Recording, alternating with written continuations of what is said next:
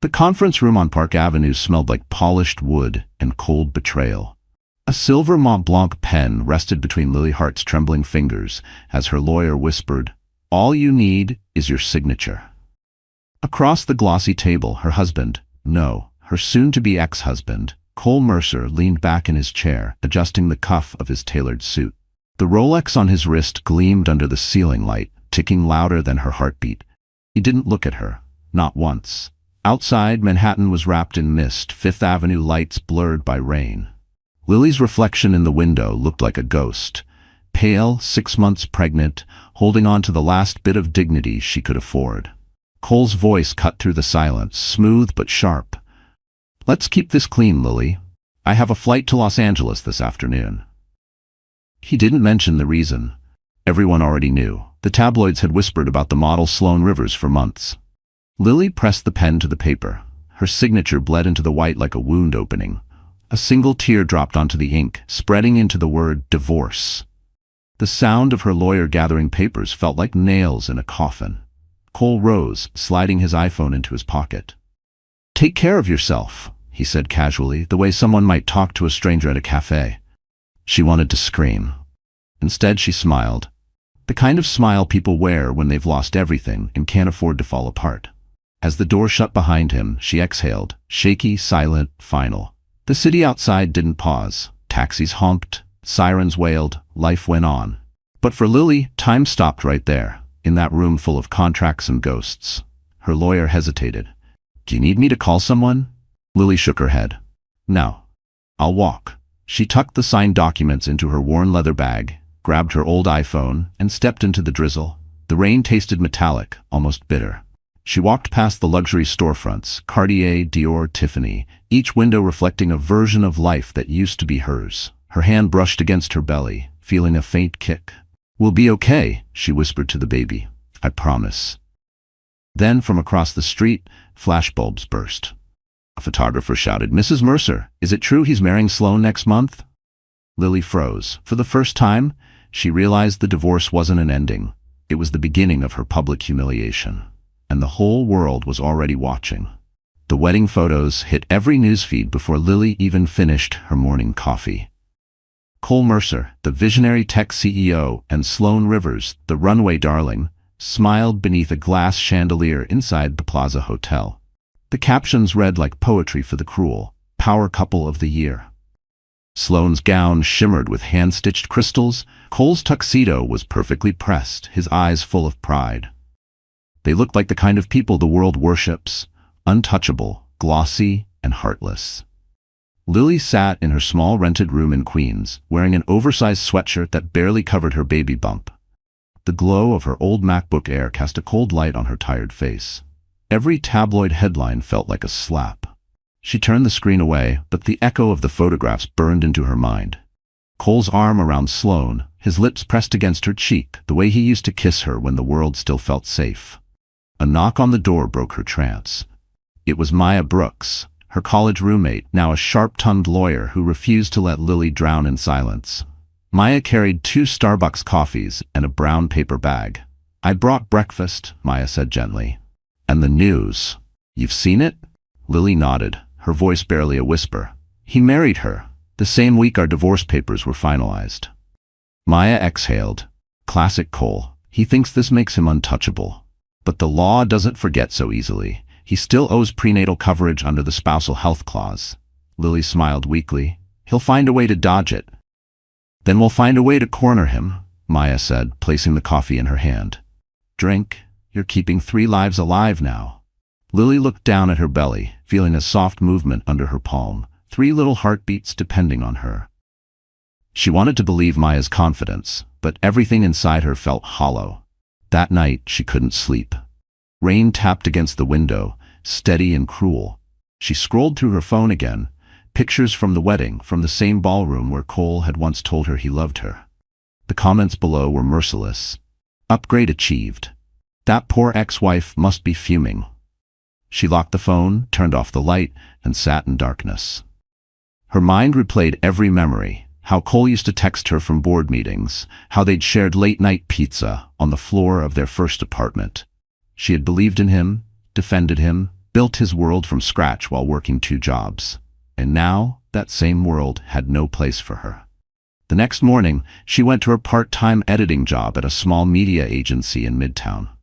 Her supervisor barely looked up. "Hey Lily, we need those promo cuts by tonight. Also, HR wants to confirm your maternity leave status."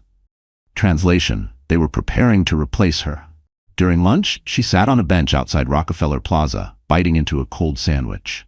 Her reflection shimmered faintly in the building's glass. Tired eyes, messy hair, a body both fragile and strong.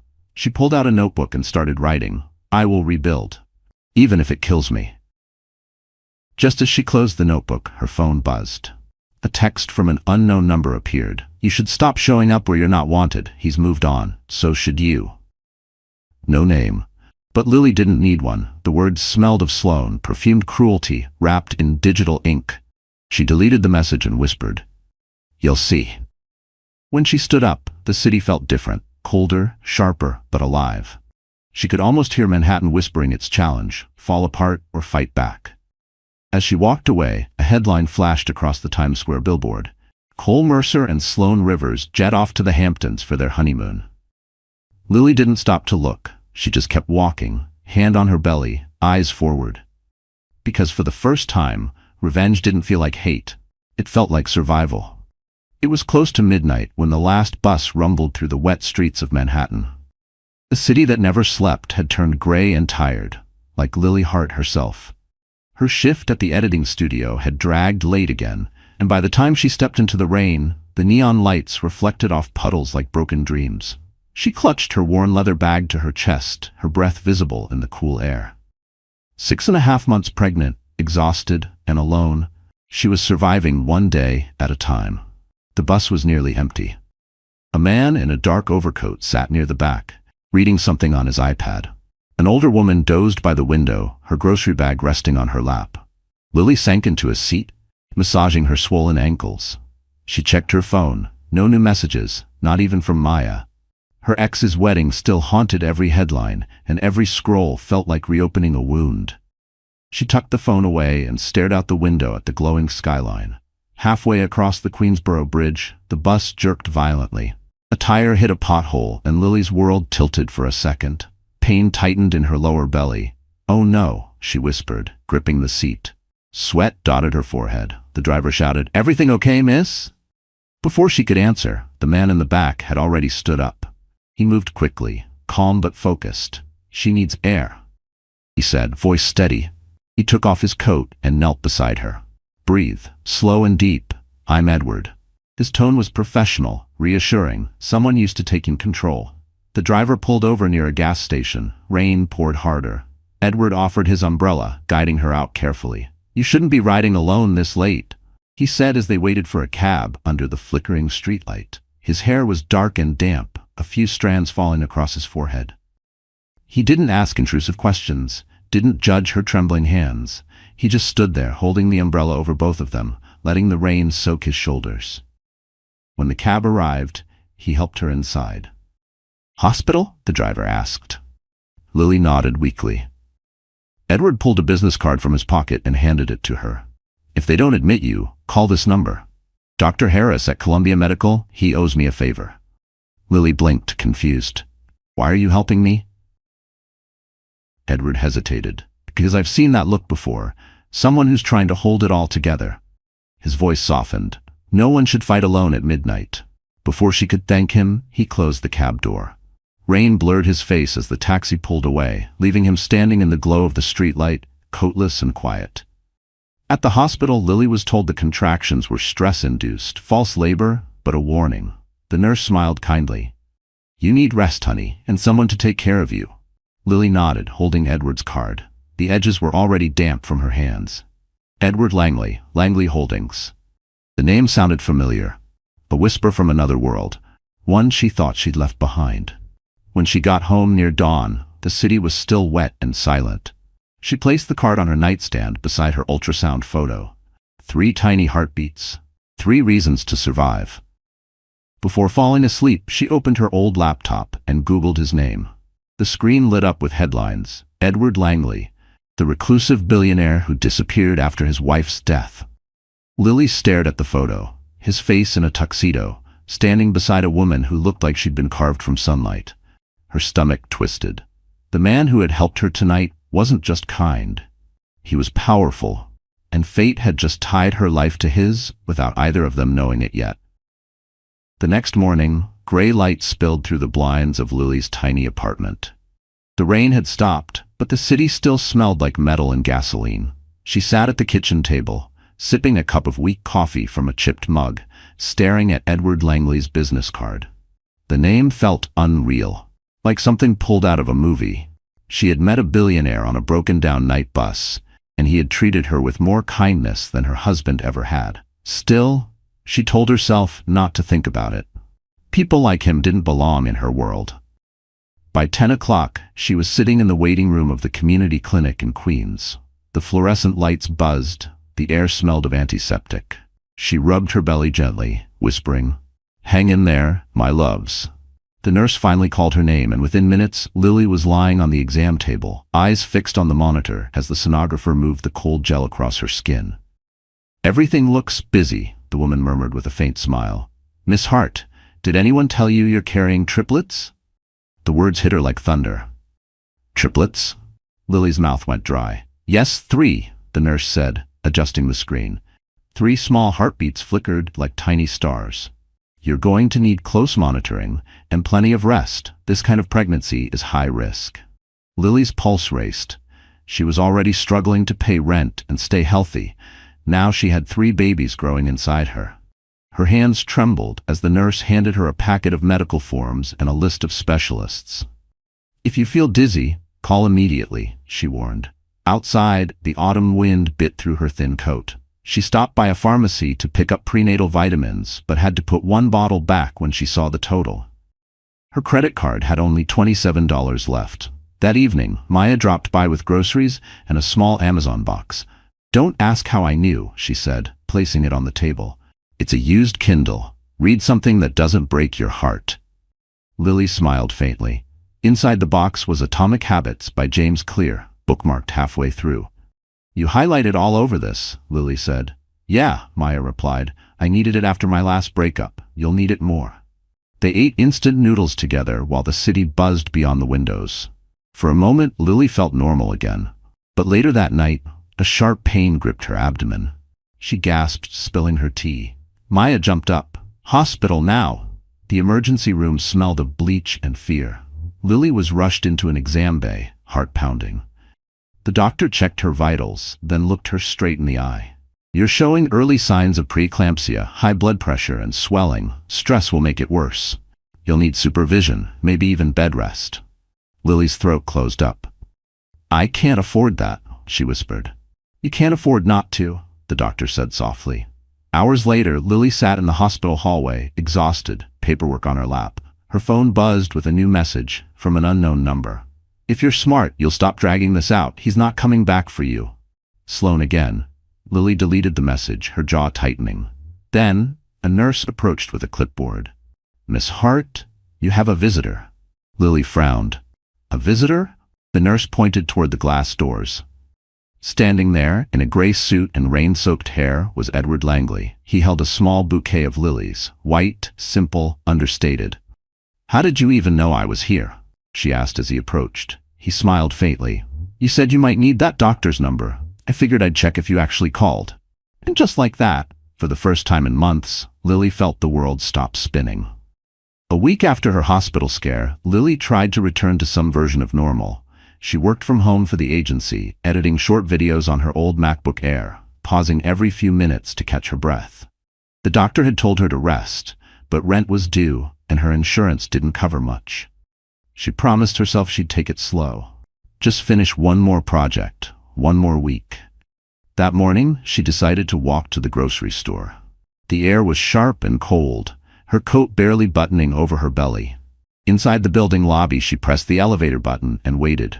The doors slid open, and her heart froze. Standing inside was Sloan Rivers. She looked even more unreal up close. Perfect hair, flawless skin, a designer trench coat that probably cost more than Lily's yearly rent. Beside her stood a stylist carrying garment bags, and a young assistant scrolling through an iPhone. For 1 second, Time stalled. Sloane's eyes flicked over Lily's pregnant belly and a smirk curled across her lips. "Oh," she said, voice dripping sugar. "You're Lily, right? Cole's ex?" Lily nodded silently. Sloane leaned closer, whispering just loud enough for the others to hear. "You're glowing. I mean, for someone who's doing this alone." The assistant chuckled. The elevator door opened again, and Sloane stepped out, her perfume trailing behind like expensive poison. "Good luck, sweetheart," she added, tapping her diamond ring against the railing before walking away. Lily stood frozen until the doors closed. Her face burned. The humiliation stung deeper than any headline or whisper. She wanted to scream, but instead, she pressed her hands over her belly, whispering to her babies, "Don't listen. We're not alone." She walked out of the building and into the wind. Across the street was a small Starbucks. She ducked inside, ordered a plain coffee she couldn't finish, and sat by the window. Outside, life moved on. People in suits, laughter, umbrellas gliding past. She took out her notebook and wrote, "Pain doesn't kill you. It teaches you who you are." Her phone buzzed. A text from Maya. "Got your hospital bill. I'll help for now. But please, Lils, you need a miracle." Lily smiled bitterly. "Yeah," she muttered. "A miracle would be nice." Just then, a black Mercedes S-Class slowed near the curb. A familiar figure stepped out, holding a paper bag and umbrella. Edward Langley. He spotted her through the window, hesitated, then entered the cafe. "May I?" he asked, pointing to the empty seat across from her. Lily blinked in surprise. "What are you doing here?" "I had a meeting nearby," he said, setting the bag down. "And I thought you might need something other than hospital food." Inside the bag were muffins and herbal tea. She tried to protest. "You don't have to keep checking on me." He smiled softly. "Maybe I want to." Lily stared at him, unsure what to say. Edward's eyes weren't the cold blue of the rich. They were warm, steady, curious. The kind of eyes that made you want to trust again. "I saw your ex's wedding photos," he added carefully. "They looked expensive." Lily laughed for the first time in weeks. A dry, shaky laugh. "Yeah, he's good at expensive." Edward tilted his head. "Then maybe it's time you learned to be good at surviving." When Lily looked up, the rain had started again, tapping the windows like tiny reminders of the world's indifference. She sipped the tea, feeling something unexpected, calm. Outside, Sloane's luxury car sped past in a blur. But this time, Lily didn't flinch. She just smiled faintly, whispering, "We'll be okay." Because in a city that had taken everything from her, a stranger had given her back something priceless. Hope. The letter arrived on a Tuesday morning, sealed in thick ivory paper and embossed with Cole Mercer's law firm logo. Lily stared at it for several minutes before tearing it open.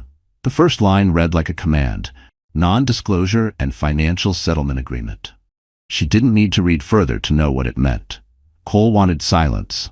Her silence. She read each clause carefully, her eyes blurring with disbelief. The offer included a modest financial payout in exchange for complete confidentiality. She could never speak publicly about their marriage, their divorce, or the pregnancy.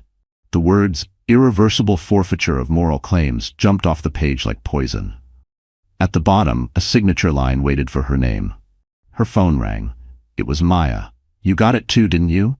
Lily's voice trembled. "He's trying to buy my silence." "Of course he is," Maya snapped. "He's getting ready for a new IPO launch. Any scandal about a pregnant ex-wife could sink him." Lily pressed a hand against her belly, feeling a small flutter. "He's offering just enough to make me think twice. Enough for a few months of rent, maybe medical bills." "Don't sign it," Maya said firmly. "You sign that and he gets to rewrite the story. He wins twice, once when he left you, and again when you disappear." But Maya's confidence couldn't hide the truth. The bills were piling up. Her insurance claim had been delayed. She had less than $100 in her account. The temptation was suffocating. That night, she laid the document on her kitchen table. The pen trembled in her hand. "Maybe it's easier this way," she whispered. "Just end it quietly." Then, as she looked at the line meant for her signature, her phone buzzed again, a message from an unknown number. "If you really cared about your babies, you'd stop embarrassing their father." Lily froze. The room tilted. She didn't need to guess who sent it. Sloane's tone was all over it.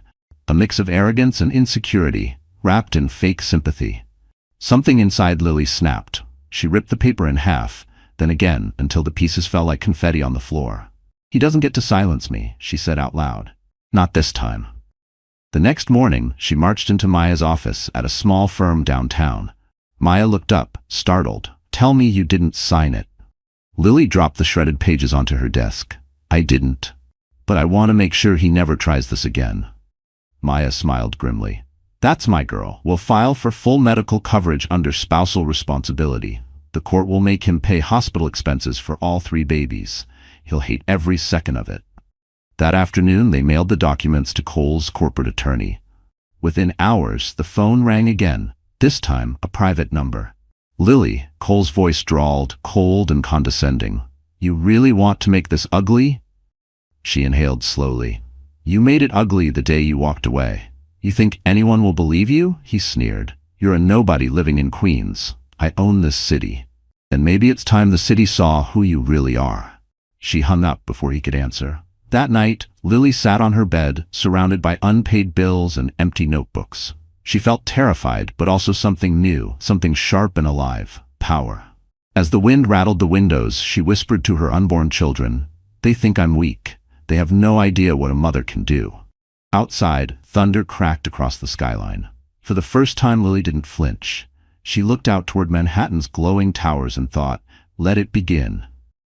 The night began with a strange stillness, the kind that makes you feel something's about to break. Lily woke at 2:47 a.m. to a dull ache in her lower belly. At first, she thought it was another round of false contractions. She'd been through dozens over the past week. But this time, the pain came sharper, rhythmic, and closer together. When she tried to stand, her knees buckled. A warm trickle ran down her leg. Her breath caught. No, not now, she whispered. Please, not yet. Outside, rain tapped against the window, whispering in sync with her heartbeat. She reached for her phone and dialed 911. Voice shaking. The dispatcher stayed calm. Stay on the line, ma'am. Help is coming. But the contractions grew fiercer, her body trembling with each wave. She clutched the edge of the kitchen counter, whispering, Please, babies, just hold on. The pounding at the door startled her. She dragged herself to open it and froze. Edward Langley stood there, drenched in rain, his eyes wide with alarm. The nurse called me, he said quickly. You weren't answering your phone. Let's go. He scooped her coat over her shoulders, half carrying her down the stairs. A black SUV waited outside, engine running. Stay with me, Lily, he urged as she gasped through another contraction. His voice steadied her, even as pain split through her body. The city was eerily empty at that hour. Streetlights glowed against the slick pavement. Inside the car, Edward kept his hand on hers the whole drive. You're going to be okay, he murmured. I've got you. At Columbia Medical, nurses rushed to meet them. Triplets, Edward told the doctor, his tone leaving no room for delay. Within minutes, Lily was wheeled into the operating room, her vision blurring from exhaustion and fear. The last thing she saw before the light swallowed her was Edward standing by the window, watching her disappear behind the double doors. Hours passed like seconds. When she woke, the world was silent. Then came a sound, 3 faint cries, delicate but real. Tears slipped down her cheeks before she even saw them. The nurse smiled. They're small but strong. All 3 are breathing on their own. Lily's throat closed with gratitude. Can I see them? Soon, the nurse said softly. They're in the NICU for observation. You did beautifully. Edward appeared at her bedside, his shirt wrinkled, hair a mess, eyes bloodshot from hours without sleep. In his hands were 3 tiny knit caps, pink, blue, and yellow. They're perfect, he whispered. Lily tried to smile. How did you? I called Charlotte, he said. She sent them. She's already organizing a care team for you. She blinked, confused. Why would you do all this for me? Edward hesitated, then said quietly, because sometimes life gives you a second chance when you least expect it. And I'm not the kind of man who ignores that. Her fingers brushed his. Something unspoken passed between them, gentle, electric, dangerous. Moments later, a nurse wheeled in 3 incubators. Lily stared through the glass at the tiniest faces she had ever seen. They looked fragile, like porcelain angels. Each one moved slightly, as if already fighting to stay in this world. Hi, my loves, she whispered. Mommy's here? Edward stepped closer, watching her with quiet awe. They're going to have your strength, he said.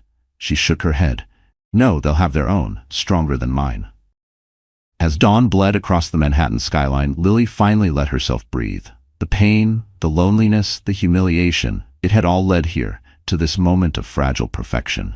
And as the sun rose, Edward's reflection appeared beside hers in the glass, their faces overlapping.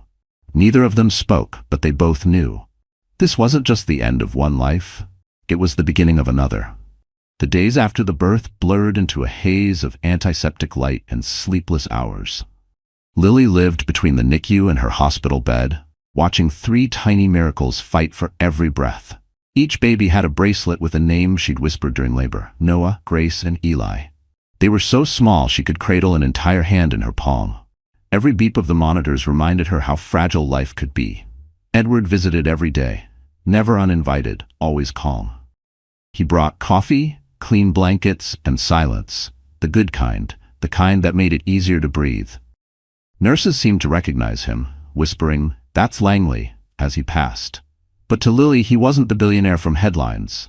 He was the man who held umbrellas, who didn't ask questions, who sat quietly when she cried.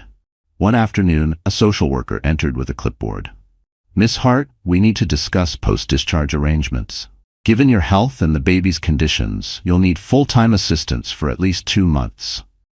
Lily's stomach twisted. Assistance meant money, money she didn't have. She tried to smile. "I'll manage. I'll work remotely." The woman frowned.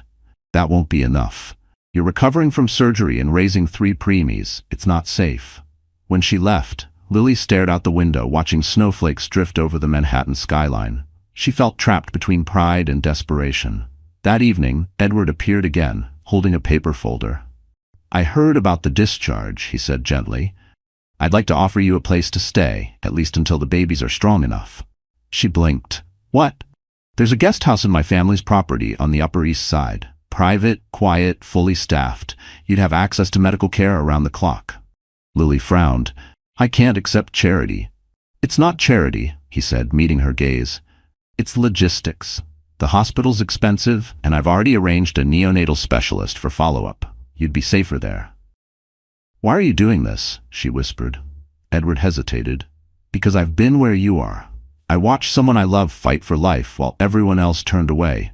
I couldn't save her, but maybe this time I can help someone else." His honesty disarmed her. Still, she couldn't shake the fear of dependency, the same trap she'd fallen into with Cole. "If I say yes," she said slowly, "I need rules, clear ones." Edward nodded. "Then we'll have rules." Together they outlined them that night in the hospital cafeteria. She would pay what she could, when she could. She would remain independent, responsible for her career decisions. No emotional obligations, no blurred lines. When they finished, Edward extended his hand. "Deal?" Lily shook it. "Deal." 2 days later, a black car picked her up from the hospital. The city shimmered under a blanket of snow as they drove toward the Upper East Side. The Langley estate appeared like something out of a dream, a gated townhouse with ivy-covered walls and warm light glowing through the windows. Charlotte Langley, Edward's sister, greeted her at the door. "Welcome," she said kindly. "We've prepared the nursery." Lily stepped inside and froze. 3 cribs stood side by side beneath a soft mobile, sunlight spilling across white curtains. A nurse adjusted bottles on a tray. It didn't feel like a stranger's house. It felt like safety. That night, after the babies finally slept, Lily stood at the window, looking down at the city she once thought had destroyed her. Now, it glittered again, distant but beautiful. She whispered, "Thank you." Not sure if she meant Edward, fate, or the quiet miracle of still standing. In another wing of the house, Edward sat by his study window, sipping black coffee. From across the snowy courtyard, he could see her silhouette in the nursery light. And though neither of them said it out loud, both knew something bigger had begun. It started with a single photograph, grainy, out of focus, but powerful enough to set the internet on fire. A man in a navy coat holding a tiny baby outside Columbia Medical. The headline read, "Mystery Billionaire Seen Leaving Hospital with Unknown Woman's Child." Within hours, gossip sites identified him as Edward Langley, the reclusive widower turned investment mogul. And the woman, though her face was half hidden by a scarf, was soon identified too. Lily Hart, ex-wife of tech CEO Cole Mercer. Lily found out the next morning when her phone exploded with messages. Maya called first. Don't check social media. Don't even open your phone. The vultures are circling. But it was too late. A flood of headlines filled her screen. From divorce papers to a billionaire's arms, Mercer's ex finds a new fortune. The photos made it look like Edward and Lily were a couple. The baby's theirs. One outlet even claimed they'd been secretly dating before her divorce. Her hands shook as she read the comments. Mocking, cruel, relentless. Guess she landed on her feet. Smart girl. Upgrade achieved. It was the same humiliation all over again, but this time on a global scale. Edward came to the guest house within the hour. His expression was calm, but the tension in his jaw betrayed his anger. I've already contacted my publicist, he said, setting his phone on the table. We'll issue a statement clarifying that you're under medical care through my foundation. I don't want pity, Lily snapped. I want them to stop. Edward's voice softened. They won't. Not yet. But the truth will outlast the noise. Later that afternoon, Charlotte joined them, bringing a pot of tea and her quiet authority. We can't let this spiral, she said. We'll announce that the Langley Foundation is sponsoring neonatal care for single mothers. That reframes the story, makes you a cause, not a scandal. Lily frowned. You want to turn me into a press strategy? Charlotte met her gaze. I want to protect you, dear. And your children. Trust me. Public sympathy is armor in this city. The statement went live that evening. The Langley Foundation confirms it is supporting Miss Sinead Lily Hart and her newborn triplets through its maternal health initiative. It was polished, professional, and completely true. Yet the truth didn't stop the whispers. It only redirected them. Cole Mercer saw the news from his office overlooking Central Park. His assistant froze when he slammed his phone on the desk. She's playing the victim, he growled. And Langley's helping her. Get my PR team. We're not letting her ruin my image before the IPO. Sloane, lounging nearby in a white silk robe, smirked. Maybe she's better at this than you thought. Don't push me, Sloane. Oh, darling, she said sweetly, sipping champagne. I don't have to. Back at the Langley townhouse, Lily tried to feed the babies, her hands trembling. The nurse turned on soft music to calm them. Edward stood in the doorway, silent, his expression unreadable. I didn't want this, Lily murmured. I didn't want to be in the spotlight again. He stepped closer. You didn't ask for any of it. But you can choose what happens next. Lily looked up, meeting his eyes. And what if I fail again? Edward smiled faintly. Then you'll fail forward. That night, she sat by the window after everyone had gone to bed, scrolling through another article, this one from the Wall Street Journal. Langley Foundation's new program earns praise for supporting single mothers. For the first time, the comments below weren't cruel. Someone had written, whoever she is, she must be strong. Lily closed her eyes, a tear slipping down her cheek. For the first time, the world was talking about her strength, not her shame. And somewhere deep down she knew, this wasn't the end of her story. It was her quiet comeback, written one headline at a time. Spring crept into Manhattan like a sigh of relief. The snow had melted, the air smelled faintly of lilac, and the Langley townhouse garden bloomed behind wrought iron gates like a hidden paradise. It had been nearly a year since that first night on the bus, since Lily's life had fallen apart and begun again in the same breath. The triplets were thriving now, all chubby cheeks and giggles, filling the house with music. Lily had started working part-time as a freelance editor again, balancing motherhood and independence with quiet grace. But something had changed between her and Edward. It wasn't sudden, it grew slowly, like the ivy crawling up the garden walls. Late-night talks became laughter over morning coffee, and shared glances stretched a little too long. They never crossed the lines they'd drawn months ago, but somehow those invisible borders had begun to blur.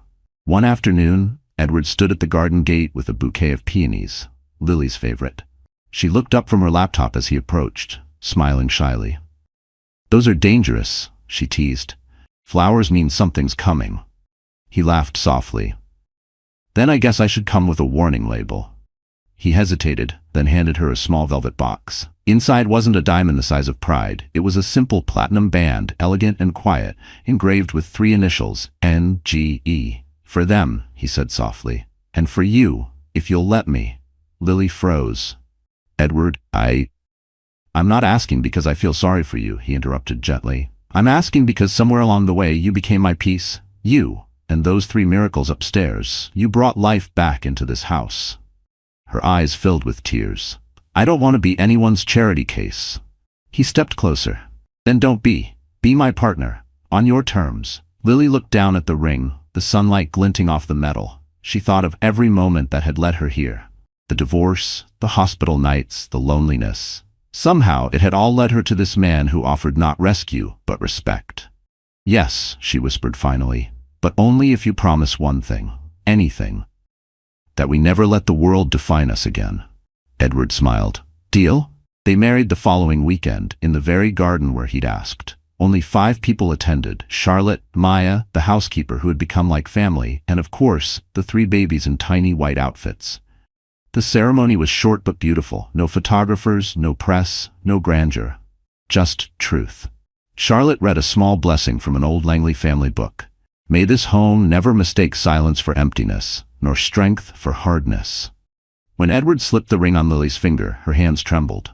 For the first time, she didn't feel small in her own story. She felt chosen. Afterward, they shared a simple meal under the ivy-covered pergola. The sun dipped low, painting the garden gold. Edward poured champagne. Lily toasted with ginger ale. "To survival," she said, raising her glass. "To love that doesn't need an audience," Edward added. Maya clinked her glass. "And to proving that sometimes the good guys win." That night, after everyone had gone, Lily stood alone in the quiet garden, barefoot on the cool stone path. The air smelled of jasmine. She looked up at the glowing Manhattan skyline beyond the walls and whispered, "We did it, Mama." The babies stirred in the nursery upstairs, their soft cries drifting through the open windows like a lullaby. Lily turned toward the light of the house, their home now, and smiled. For the first time since she'd signed those divorce papers, she wasn't surviving. She was living. The Langley Foundation Gala was the kind of event people spent years trying to get invited to. A glittering evening at the Ritz-Carlton, filled with Manhattan's elite. Every table dripped with crystal, every guest sparkled with old money and polished ambition. It was also the first time Lily Hart Langley would appear publicly since her quiet wedding. Her hands trembled slightly as Charlotte zipped the back of her gown. It was a sleek black Dior dress, classic but modest, paired with a delicate Tiffany pendant. "You look radiant," Charlotte said, adjusting the clasp. "Elegant, unapologetic, exactly what we need tonight." "I'm still not sure about this," Lily admitted, taking a shaky breath. "I don't want to be a headline again." Charlotte smiled knowingly. "My dear, you don't have to be a headline. You are the story." Edward entered, wearing a sharp-tailored tuxedo, his cufflinks catching the chandelier light. He paused, taking her in. "You'll stop the room, Lily." She blushed. "That's not the goal." "Maybe not," he said softly, "but it will happen anyway." When they arrived at the gala, the air hummed with murmurs. Cameras flashed, but the Langley security team kept a respectful distance. As they stepped into the ballroom, conversations softened. Lily could feel the stares, the curiosity. Some saw a scandal reborn, others saw resilience. Edward guided her to their table. "Ignore the noise," he whispered. "You've already survived worse." Across the room, Sloane Rivers stood near the champagne tower, her silver gown shimmering like armor. Her career had taken a hit after several failed campaigns, but she still knew how to command attention. When her gaze met Lily's, her smile was all venom. "Well, if it isn't Mrs. Langley," Sloane said when she finally approached, voice dripping with false sweetness. "Quite the comeback. I must say, Edward, you have a type. Brave, broken women with big eyes." Lily's heart thudded, but she stayed calm. "You're right, Sloane," she said evenly. "It takes bravery to start over. You should try it sometime." Charlotte's eyes gleamed with pride from across the room. Sloane blinked, taken aback. Before she could reply, a waiter passed by and Lily turned gracefully away. Minutes later, the host called Edward to the stage to present the evening's main award for humanitarian excellence. He took the mic and smiled at the audience. "This year," he began, "I've been reminded that strength doesn't always roar. Sometimes it whispers, through compassion, through courage, through rebuilding after the world writes you off." He turned slightly, meeting Lily's gaze. "And tonight, I dedicate this moment to those who prove that dignity and grace are louder than scandal." The audience applauded, and though his words were meant for the crowd, everyone knew who they were truly for.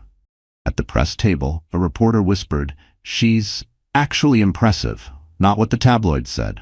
When the event ended, Lily stepped out onto the balcony overlooking Central Park. The city glittered below, endless and alive. Edward joined her, slipping a shawl over her shoulders. "Do you regret it?" he asked quietly. She shook her head. "For the first time, I don't regret a single scar. They're the proof I made it." He smiled. "You've become the calm in your own storm." From below, photographers caught one final shot. Lily and Edward standing against the Manhattan skyline, her head resting on his shoulder, city lights framing them like stars. By morning, the photo would spread everywhere. But this time, the captions were different.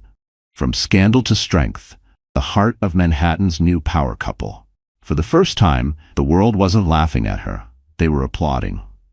The morning after the gala, the headlines were kind, almost reverent. Lily Hart Langley, Grace under fire. For once, the internet wasn't mocking her. It was celebrating her. But victories in Lily's life never came without a shadow.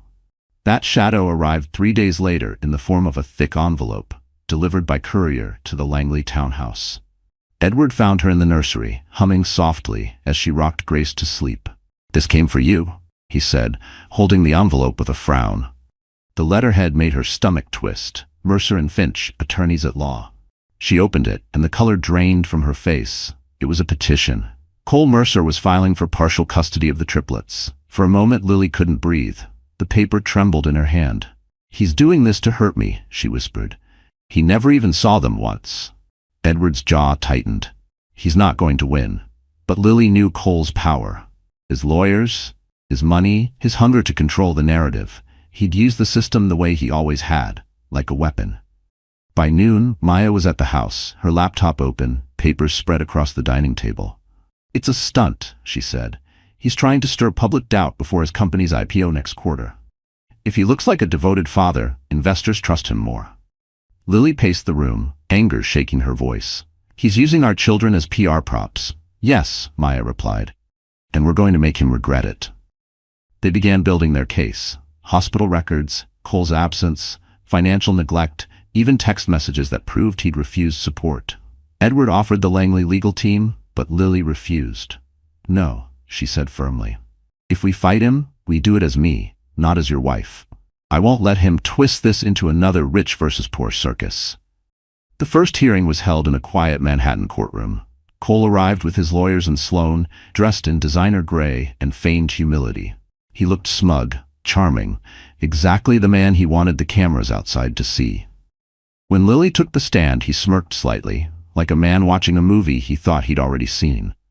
But when Maya began presenting evidence, his confidence cracked. She displayed emails showing Cole's complete lack of contact during Lily's pregnancy, proof of unpaid medical bills, and most damning of all, a voicemail he'd left in anger months ago. "You think those kids will change anything? They're your problem, not mine." The courtroom went silent. Cole's attorney objected, but the damage was done. Lily's hands shook, but her voice remained steady. "He wasn't there when they were born. He didn't know their names. And now, after the world starts to respect me again, he remembers he's a father? No, Your Honor. He remembers he has an image." The judge looked at her over his glasses, expression unreadable. "Mr. Mercer, it appears your petition lacks merit. The court will maintain custody with the mother, with limited supervised visitation pending review." Cole's face reddened. Sloan leaned toward him, whispering furiously, "You promised this would work." Outside the courthouse, reporters swarmed. Flashbulbs blinded Lily as Maya led her through the crowd. Someone shouted, "Mrs. Langley, are you keeping the children from their father?" Lily stopped, turned, and met the cameras head-on. "I'm protecting them from what their father became." That clip would replay for days across every network.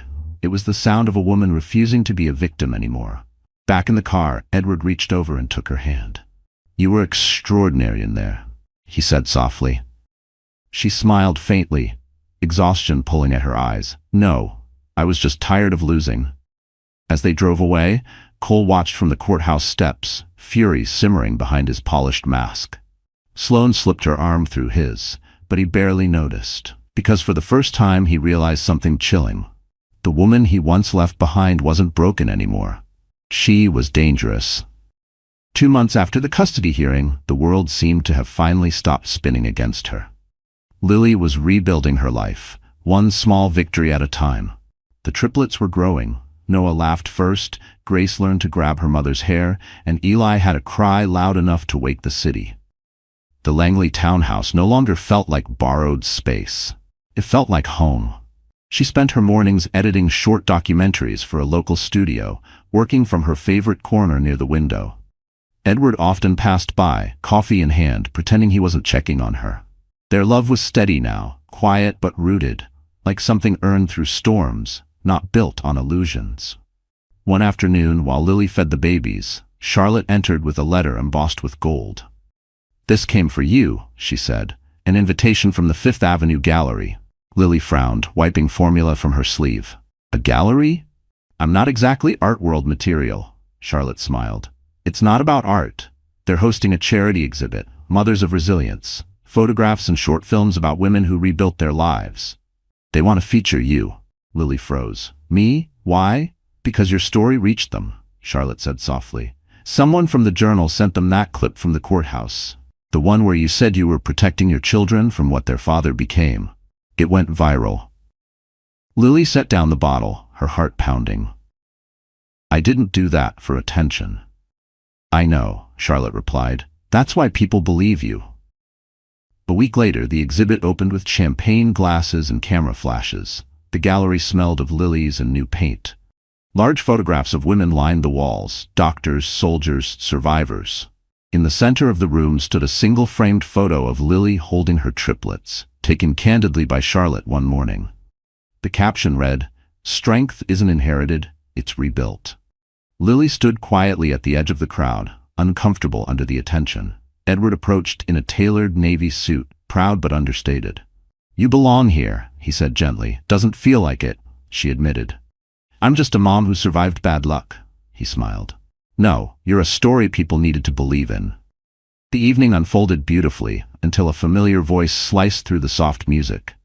"Well, if this isn't poetic." Lily turned to see Sloane Rivers gliding toward her in a backless silver dress, the same brand that once sponsored her failed campaign. "You look different," Sloane said, feigning kindness. "Success suits you." "Sloane," Lily said calmly, "you're at a charity event for mothers. Try not to turn it into a runway." Sloane's smile tightened. "You really think this new image will erase your past? You and I both know the press loves a good fall from grace."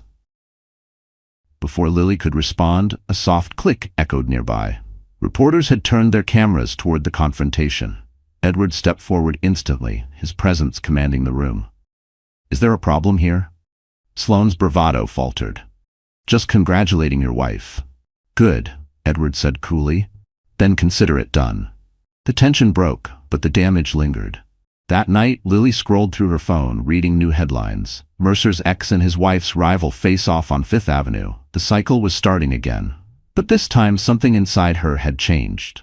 Instead of panic, she felt clarity. She called Ben Walker, her old mentor in television.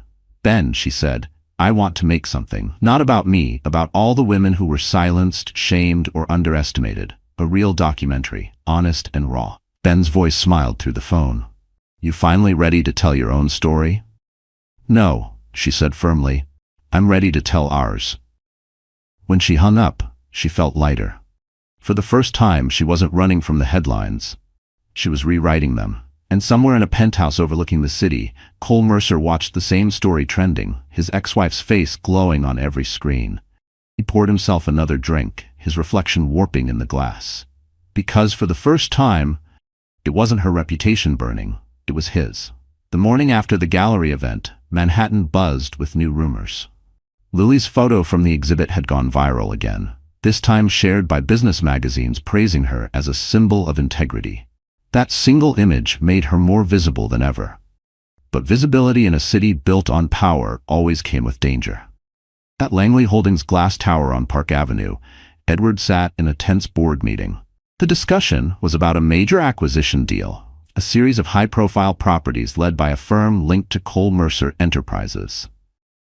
Edward's instincts prickled. He didn't trust coincidences, especially when they came wearing expensive suits.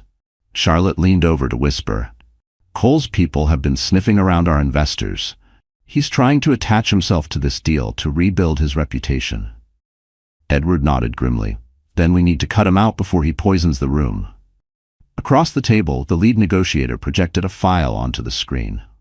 Preliminary funding shows positive numbers, he said. Cole Mercer's tech subsidiary, Ardent Solutions, is offering infrastructure support for Phase 2. Their PR team claims it'll be good for public image, clean, sustainable redevelopment. Edward's voice sliced through the buzz. Public image is cheap. I want due diligence. By noon, a report landed on his desk, pages of red flags hidden behind layers of shell companies. Cole's fingerprints were everywhere. Fake valuations, insider loans, and a suspicious offshore fund. It wasn't a business partnership. It was a trap. Edward called Maya immediately. I need you and Lily to come to the office, he said. You both need to see this. When Lily arrived, the city skyline gleamed behind the glass walls. Edward laid out the documents. He's using the Langley name to launder his debt, he explained. If this goes public, it won't just hurt me. It'll drag your name through the mud again. Lily's face went pale. He planned this. The gallery, the charity, everything. It was bait. Maya scanned the pages, eyes narrowing. Cole always plays 2 games at once. He must have leaked the Fifth Avenue confrontation to set the stage. He wanted to paint you as unstable before this deal collapsed. That way, when the media comes for blood, it'll spill on you and Edward both. Lily gripped the edge of the desk. Not this time. We'll hit first. Maya smirked. Exactly what I was thinking. They spent hours building their counterattack. A coordinated press release, financial audits, and a quiet leak to a trusted journalist. The evidence of Cole's fraud would appear as if it came from within his own company. That evening, Edward attended the final investor dinner at the River Cafe, overlooking the Brooklyn Bridge. The restaurant shimmered with chandeliers and whispers of old money. Cole was already there, all charm and confidence, sipping whiskey beside potential investors. Edward, he said with a smile too smooth to trust, I was hoping we'd cross paths. I hear your wife's quite the star lately. Edward's expression didn't change. Funny, I heard you're about to become a headline yourself. Cole's smirk faltered. Right then, his phone buzzed. A wave of notifications lit up his screen. Emails, alerts, breaking news banners. The Wall Street Journal headline glared, Mercer Enterprises under investigation for financial misconduct. The color drained from his face. Investors began whispering. Cameras flashed. Edward leaned closer, voice low but lethal. You built your empire on lies, Cole. Consider this your eviction notice from my city.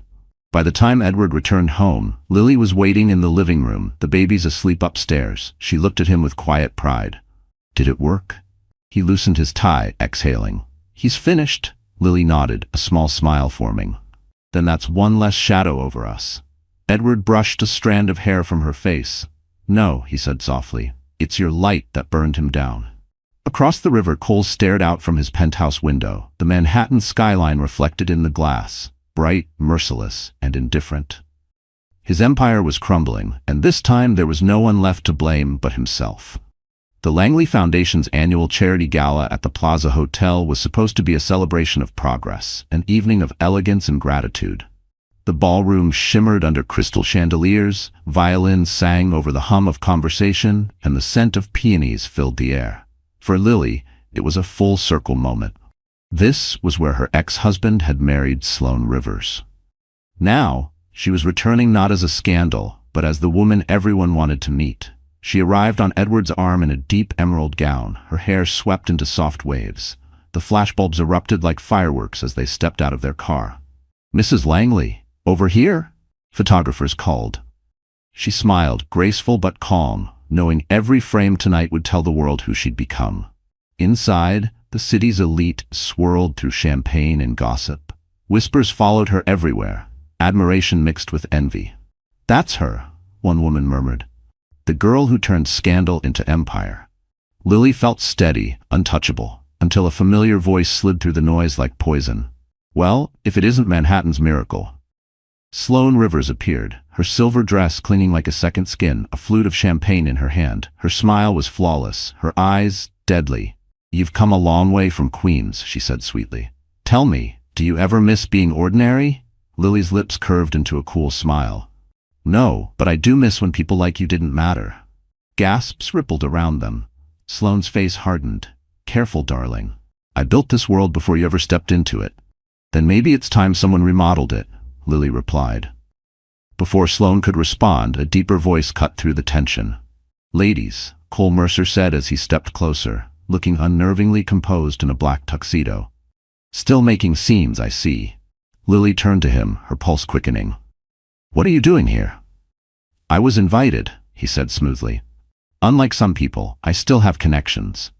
His smirk was the same one that used to make her stomach twist, only now it filled her with disgust.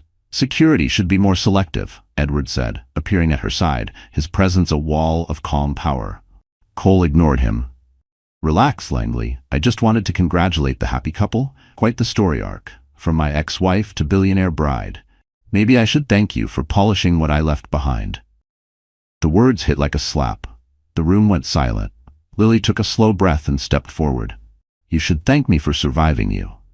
She reached into her clutch and pulled out a small envelope. You remember these? She said, holding up photocopies, legal documents, old financial ledgers, proof of Cole's fraudulent shell companies.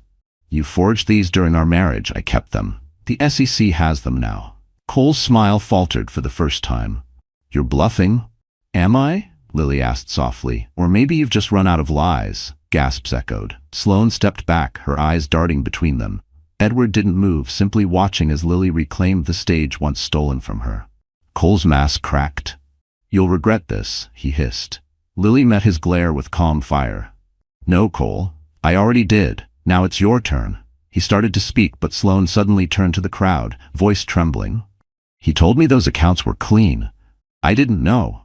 The photographers pounced. The flashbulbs went off again, brighter, harsher. Within seconds, the man who once held Manhattan's loyalty was cornered, caught between the woman he'd betrayed and the one who'd finally exposed him. Lily turned to Edward, her hand steady in his. Let's go home. As they walked out, the reporters shouted, the cameras chasing them like moths to light. But Lily didn't look back. Outside, the city glittered against the night sky. Edward squeezed her hand. You just ended him, he whispered. She exhaled slowly, the air sharp with victory. No, she said softly, he ended himself. And behind them, inside the golden ballroom of the plaza, the empire of Cole Mercer finally began to crumble. The fallout from the plaza confrontation hit Manhattan like a thunderstorm. Overnight, every major paper carried the story. Cole Mercer faces fraud allegations after public clash with ex-wife at charity gala. The photo of Lily standing tall, envelope in hand, made the front page of the New York Times. For once, she wasn't the scandal. She was the reckoning. But Cole Mercer wasn't the kind of man who went down quietly. 2 days later, a courier arrived at the Langley townhouse with another envelope. This one bore the seal of the New York Supreme Court. Edward read it first, his expression hardening. He's suing you, he said. Defamation. Lily's stomach dropped. Defamation? He committed fraud. He's claiming you fabricated evidence to destroy his business, Edward said, jaw clenched. He's trying to make you the villain. For a moment, old fear crept back into her chest. The same helplessness she'd felt during her divorce, when Cole's lawyers painted her as unstable and greedy. But this time, she wasn't alone. Maya arrived within the hour, heels clicking against the marble floor, her legal pad already filled with notes. We hit him with the truth, she said. The real documents, the timestamps, the witnesses. You want a war, Lils? Let's give him one. The next few weeks blurred into strategy meetings, late-night calls, and depositions. The tabloids churned out stories daily, some true, most twisted. Langley wife fights back. Ex-lover's revenge or justice. Lily tried not to read them, but sometimes she caught glimpses in grocery store aisles, her own face staring back at her under cruel headlines. Edward shielded her as much as he could, refusing interviews, tightening security. He's desperate, he told her one night as they walked through the quiet garden. He knows if he loses this case, his career and reputation are over. Lily exhaled shakily. He should have thought about that before ruining mine. When the court date finally arrived, the room was packed with press. Cole walked in wearing his usual armor, a custom suit and a smug smile. But up close, Lily could see the cracks. His eyes were bloodshot, his tie slightly crooked. The hearing began. Cole's attorney painted a picture of betrayal, claiming Lily had doctored financial statements out of vengeance. They called her emotionally unstable, vindictive, and obsessed. The same tired narrative, only now it fell flat. When it was Maya's turn, she called their first witness, a former Ardent Solutions accountant who testified that Cole had ordered falsified ledgers to inflate company value before the IPO. The courtroom murmured. Then Maya played an audio recording, Cole's voice unmistakable, sneering. "No one's ever going to trace that money. She's too naive to understand numbers anyway." Cole's face drained of color. The judge raised an eyebrow. "Mr. Mercer, is that your voice?" Cole's lawyer stammered. "Objection." "Overruled," the judge said sharply. The rest of the trial was just noise. The evidence was overwhelming. The media spun it as Mercer's meltdown. Investors began withdrawing. Sloan vanished from the courtroom halfway through, her phone buzzing with messages from brands cutting ties. When the ruling came, it was swift. Cole Mercer's defamation claim was dismissed with prejudice. The judge ordered him to pay legal fees and issue a formal apology within 7 days. Outside the courthouse, reporters swarmed Lily again. One shouted, "Mrs. Langley, do you feel vindicated?" Lily paused at the top of the courthouse steps. "I don't need vindication," she said. "I just needed the truth." Her words aired live on every major network. Even the anchors went quiet for a moment. Later that evening, as the city glowed beneath their window, Edward poured her a glass of wine. "It's over," he said. Lily looked at him, her voice soft but steady. "No, it's not. He'll apologize, but not because he's sorry, because the world finally made him."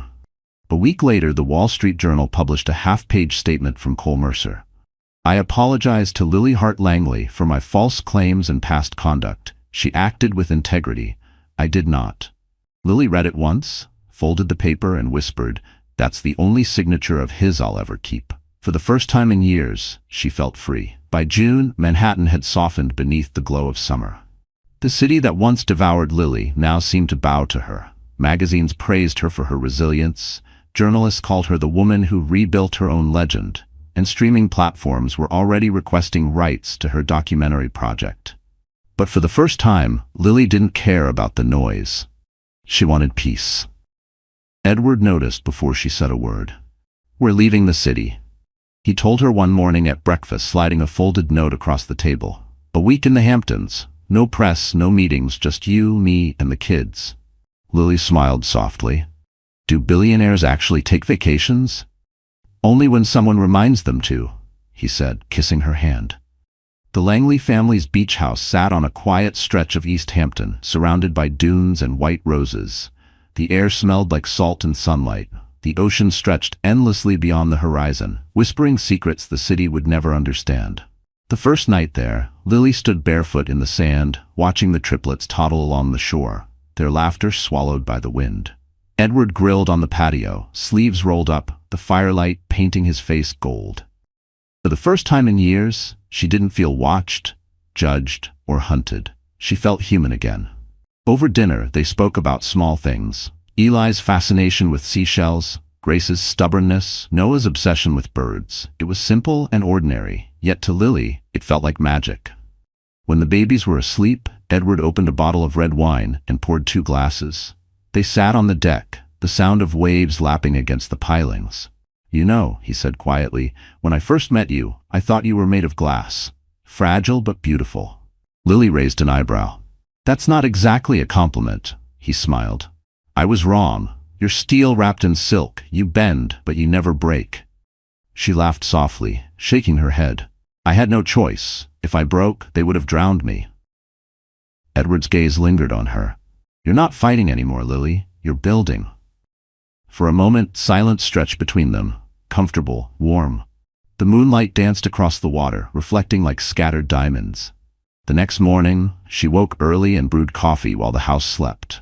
She stepped outside with her mug, the ocean breeze brushing her hair. From her phone, a notification buzzed. An email from the New York Times. "We'd like to feature you in our Women Who Redefined Success series."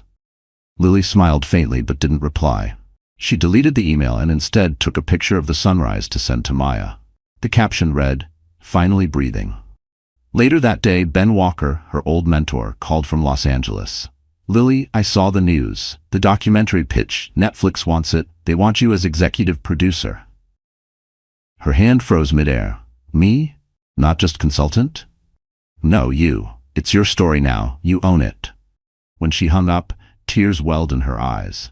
She turned toward the water where Edward played with the children, splashing and laughing. She realized that success didn't feel like applause or headlines. It felt like this: salt on her lips, laughter in the air, and peace she hadn't known she was searching for. That evening, they ate dinner under the fading sky. Lily watched the sunset burn orange and pink over the ocean, her heart full. "You know what I want next?" she asked. Edward looked up. "What?" "A foundation," she said, "for single mothers. Real help, housing, education, childcare, something that changes lives, not just headlines." He reached across the table, eyes soft. "Then we'll build it, together." Lily smiled, the wind tangling her hair. "It's strange," she whispered. "For so long, revenge kept me alive. Now, it doesn't matter anymore." Edward brushed her hand. "That's how you know you've won." As night fell over the Hamptons, the waves whispered like applause, carrying away every echo of her old pain. For the first time, Lily wasn't surviving or fighting or proving anything. She was simply free. September brought crisp air and a sense of change. Manhattan glittered under its autumn lights, but this time, Lily wasn't returning to chase survival. She was returning to lead. Her documentary, The Mothers Who Stayed, was premiering at the Metropolitan Cultural Center. It told stories of women who refused to break, narrated not by actors, but by the survivors themselves. For the first time, Lily wasn't the subject of a story. She was the storyteller. The red carpet outside buzzed with cameras, though this time the flashes felt different. They weren't hunting scandal, they were celebrating strength. Edward adjusted her shawl before they stepped out of the car. "You ready?" he asked softly. Lily smiled. "I've been ready my whole life. I just didn't know it." Inside, the crowd was a blend of elegance and emotion. Critics, journalists, activists, everyone wanted to see the woman who'd turned heartbreak into purpose. The theater lights dimmed, and the first scene flickered onto the giant screen. A montage of single mothers rocking babies, clocking in at late-night jobs, reading bedtime stories under flickering lamps. Then came Lily's voiceover. "They told us we were broken, but broken things don't vanish, they rebuild stronger." The audience was silent. Some wiped tears. When the credits rolled, the room erupted into a standing ovation. Cameras flashed. Lily's eyes glistened as she held Edward's hand. "You did it," he whispered. But not everyone was clapping for her. At the back of the hall, half hidden behind the curtains, stood Cole Mercer. His face looked older, the sharp arrogance replaced by exhaustion. The scandal, the lawsuits, the frozen assets, everything had caught up with him. Sloane had sold her tell-all interview months ago, leaving him publicly humiliated. He was a man stripped bare. When the crowd cleared, Lily found him waiting near the exit, his hands shoved deep into his coat pockets. "You shouldn't be here," she said quietly. "I know," he admitted. "But I needed to see what you became. I became what you tried to destroy." He nodded, shame flickering across his face. "I deserved that. For what it's worth, I saw your film. It's beautiful." Lily's throat tightened. "You saw it?" "Yeah," he said softly. "You showed what I never understood. Real strength doesn't need a spotlight." He hesitated, eyes downcast. "They offered me a settlement if I turned over evidence on the board members who helped me cover up the fraud. I did it. I'm testifying tomorrow. I'll lose everything, but maybe it's time I did." For the first time, she believed him. Not because he sounded sorry, but because he looked human again, fragile, small, real. "Good," she said quietly. "You can't undo the past, Cole, but you can stop repeating it." He smiled sadly. "And you found something I never had, peace." She took a breath, steady and calm. "I found myself. That was enough." Before he left, Cole handed her a small envelope.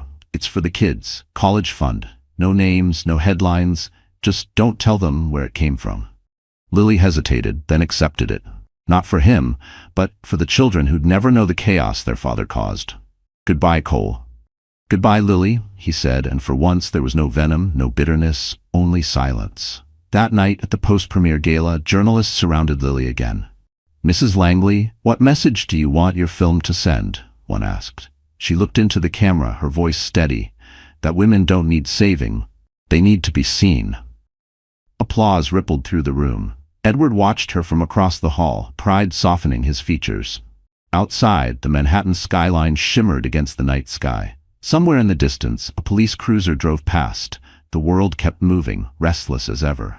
But inside Lily's heart, there was only stillness. For the first time in her life, justice didn't taste like revenge. It tasted like peace.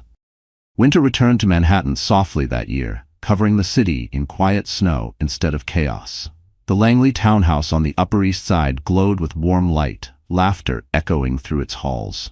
3 toddlers, Noah, Grace, and Eli, raced across the polished floors, leaving trails of toy cars and giggles in their wake.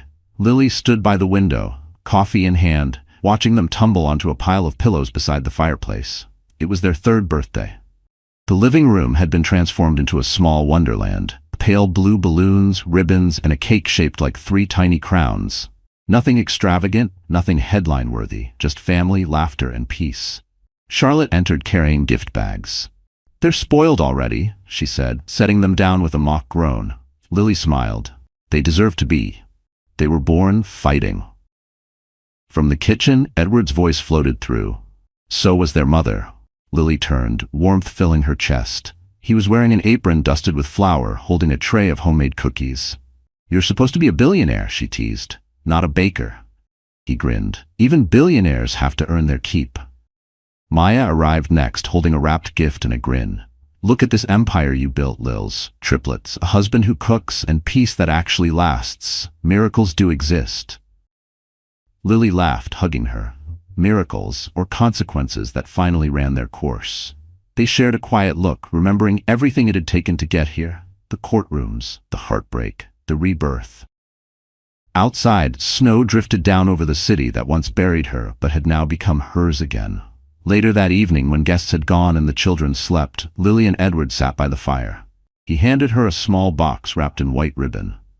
"Another gift?" she asked. "You already gave me everything I could ever want." "Not this," he said, his voice gentle. Inside was a silver locket engraved with 4 initials, LNGE. "When they're older," he said softly, "I want them to know who you were before all this, the woman who fought for them before she had anyone to fight with." Tears welled in her eyes. "You make me sound heroic." "You are," he said simply. They sat in silence for a moment, the fire crackling. Lily traced the locket's engraving with her thumb. "Do you ever think about what would have happened if that night bus never broke down?" Edward smiled. "Then I'd still be a man who thought kindness was just a word. And you'd still be walking through the rain, convincing yourself you were alone." She leaned against him, closing her eyes. "Funny how pain always leads you where you're meant to go." He kissed her forehead. "That's the thing about survival. It's just the beginning." As the firelight danced, Lily felt something she hadn't felt in years, complete stillness. She wasn't waiting for the next disaster or revenge. She was living in peace she'd built with her own hands. Across town, in a quiet apartment stripped of luxury, Cole Mercer sat on his couch, staring at a small framed photo of the triplets from a newspaper feature. His once steady hands trembled as he whispered, "Happy birthday, kids." No cameras, no audience, just the echo of what he'd lost. Meanwhile, back at the Langley home, Lily tiptoed into the nursery. The triplets slept soundly, cheeks flushed, tiny chests rising and falling in rhythm. She brushed a curl from Grace's forehead and whispered, "You're safe now. You're home." She lingered for a moment, then turned off the light. Downstairs, Edward waited by the window. Outside, the Manhattan skyline shimmered beneath the falling snow. He wrapped his arm around her waist as she joined him. "Everything okay?" he asked. She smiled softly. "More than okay." And as the snow fell over the city that had once broken her, Lily Hart Langley finally understood what it meant to win, not by revenge, but by peace, love, and legacy.